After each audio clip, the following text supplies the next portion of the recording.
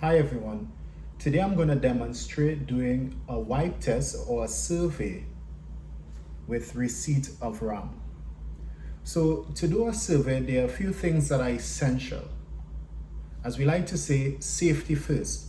So the first essential piece of item you want to have is your gloves. Then you will need your equipment to accomplish the wipe test. So what we have in the back here, we have our well counter as well as our spectrometer that has already been properly set up and calibrated.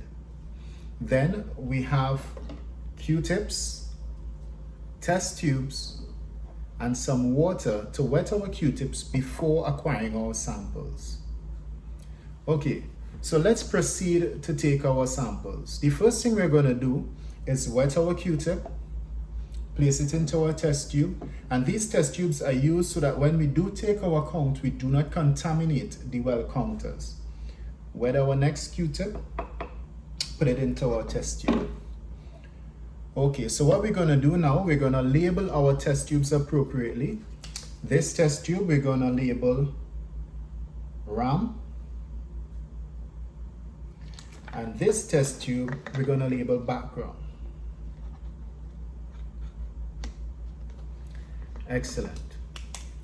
So to acquire our background sample, what we're going to do is simply take our Q-tip, remove it from the test tube, and pass it in an S pattern at any point in the air. We just want to get a general background radiation reading. So we're passing in an S pattern in the air.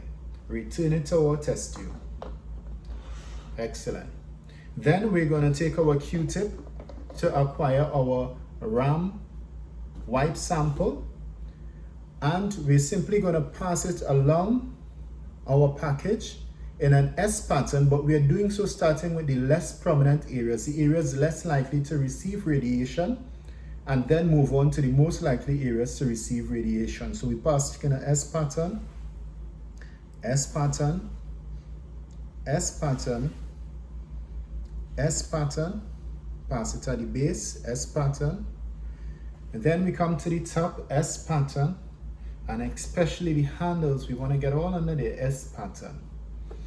Excellent. Now we place our Q-tip in our test tube. So from this point, we can now acquire our counts. So we'll take our sample for our background in the test tube and place it into the well counter. Then you simply press on your spectrometer, count. Excellent, and the numbers that we got for our reading were 252 CPMs. That's our background sample. We remove our background sample, and then we insert our wipe sample for a RAM inside of the well counter, and we simply press count on our spectrometer. Excellent, and we receive our count of 853 counts per minute for our RAM wipe sample. Seeing that we now have acquired our numbers, we could proceed to the actual calculation to see if there's any removable contamination that needs to be removed. Thank you guys.